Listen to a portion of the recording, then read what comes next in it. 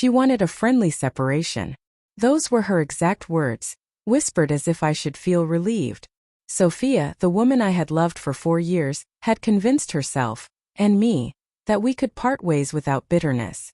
No yelling, no tears, just a polite extraction from each other's lives. I had never been one to argue when someone made a decision, especially someone I cared about. So I agreed. We signed the papers, exchanged keys, and nodded politely over coffee, pretending that our history could be compressed into polite sentences and small smiles. At first, it felt almost surreal. Walking away from someone who had once been the center of my world with so little emotion on her side. I replayed the conversations over and over in my head. The time she had told me, "It's just better this way." The way her lips had curved into a practiced, faint smile, as if she had rehearsed it. I told myself I was fine. I told myself I understood. But understanding does not erase the annoying emptiness that grows when someone who once loved you looks at you, as if you're already gone. A week passed. We rarely spoke, exchanging only the necessary messages about bills, the apartment, or mutual friends. Sophia seemed almost liberated, walking through life lighter than before, leaving me to reconstruct mine. I started spending more time at the gym, pushing my body until exhaustion numbed my thoughts. Friends asked if I was okay. I told them yes. But at night, when the apartment was silent, the weight of her absence hit harder than any workout could relieve. I wondered if she was thinking about me at all, if she felt the same hollow ache I did, or if she had already moved on completely. Then it happened. It was supposed to be an ordinary Thursday evening. I had accepted a casual invitation from a friend, just drinks, nothing more. I didn't expect Sophia to cross my mind, but when she did, the memory was sharp and unwelcome. That's when I saw her laughing on my timeline in a photo tagged by a mutual acquaintance. She looked radiant, lighter, free, untouched by the weight of our ending. And then it clicked. She hadn't wanted to separate because she had grown tired or because she had changed. She wanted a separation she could control, a separation where she could still dictate the terms, the emotions, everything. I realized then that the separation had never been friendly for her. It had been strategic. A way to leave on her terms, to avoid confrontation, to appear unaffected. That realization settled in my chest like a stone, heavy and immovable. I didn't let it show. I didn't post anything. I didn't comment. I didn't like the photo. I simply went on with my evening, a quiet, measured calm that only I understood. But inside, a fire had been lit. A slow, simmering realization that Sophia's carefully constructed, friendly separation had limits, and I was about to test them. I started noticing small patterns over the next few days. The messages she sent were brisk, clipped, almost clinical. She had blocked or unfollowed me on platforms where she could maintain her narrative of moving on. Friends noticed her glow. New restaurants in Denver, nights out in Lodo, laughter that didn't quite reach her eyes when she knew I was around. She wanted everyone to see her thriving. But what she didn't know, what she could never anticipate, was that I had stopped playing by the invisible rules she had set. Then came the night I met someone else. Her name was Lauren, someone I'd known casually for a few months. Nothing serious, just conversations, coffee, a shared understanding that life sometimes demanded distractions. That night it was a casual dinner downtown. Nothing intimate, nothing planned beyond pleasant company. And yet I could sense the shift before it even happened. I had almost forgotten the spark of satisfaction that comes with living without someone else's control.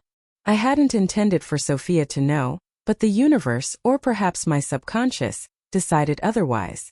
It wasn't long before the news reached her. A mutual friend, careless with gossip, mentioned it casually. "Saw Ethan with Lauren the other night in Lodo. You'd never guess." And that's when the transformation began. Sophia's calm demeanor cracked like ice under sudden heat. The text came first, short, sharp, frantic. Questions that had once been polite now demanded answers. Calls I had previously ignored suddenly rang off the hook. She wanted to reassert control, to reclaim a separation that was supposed to be hers to orchestrate. I answered none of them immediately. I watched as her frantic energy escalated, her once careful poise unraveling. She had wanted a separation where she dictated every boundary, every emotion, every reaction. Now, faced with a reality she hadn't foreseen, that life continued beyond her parameters, she panicked. And in that panic I finally saw clarity. The woman who had wanted to separate friendly was no longer the woman I had loved. She had underestimated me. Underestimated the fact that I would eventually move on, that I would eventually exist beyond the confines of her rules.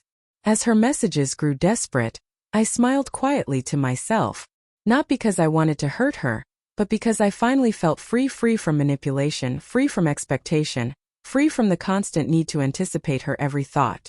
The next day I decided it was time to leave nothing to chance. I didn't call her. I didn't reply. Instead, I allowed life to unfold naturally, letting her witness the consequences of underestimating me. Later that afternoon we crossed paths at a mutual friend's gathering in Capitol Hill. Sophia walked in, radiant and poised, expecting to see me alone, unchanged, still under her quiet control. What she didn't expect was Lauren by my side, laughing softly at something I'd said. Her expression shifted instantly. A flicker of confusion, then disbelief, and finally that sharp edge of panic.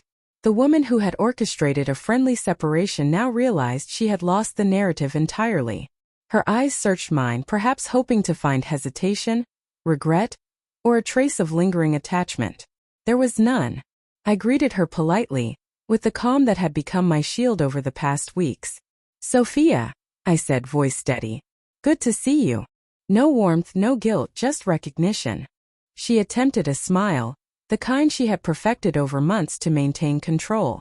But it faltered as she noticed Lauren's presence, the casual proximity, the way I leaned into conversation without considering Sophia's feelings at all. For a moment time seemed suspended. I could see the realization dawn fully in her eyes. The separation she had imagined as hers to command was no longer hers. She had wanted to dictate the terms of emotion, distance, and dignity. But in trying to maintain control, she had underestimated the inevitability of life moving forward. Of people, especially me, finding strength beyond her reach. She tried to speak, perhaps to reclaim some fragment of authority, but I didn't give her the opening. Lauren and I continued our conversation, laughter and lightness spilling naturally. Sophia's eyes flicked between us, searching, calculating, but the spell had broken. Her carefully maintained composure collapsed in the presence of reality. I had moved on, and nothing she did could reverse that. By the end of the evening, Sophia walked away, hurried and silent, leaving me with a quiet sense of resolution I hadn't expected to feel so fully. I didn't gloat. I didn't revel. I simply existed, steady, free, and untouched by her panic. The friendly separation she had demanded had turned into a lesson neither of us would forget. She had wanted control, but control is fragile when faced with life itself moving in directions you cannot dictate. And for the first time in months I felt true peace. Sometimes letting go isn't weakness. It's the quietest, most powerful statement of all. Sophia learned it the hard way. I, on the other hand, finally understood that freedom doesn't come from anger or revenge. It comes from moving forward, from living beyond someone else's expectations, and from choosing yourself.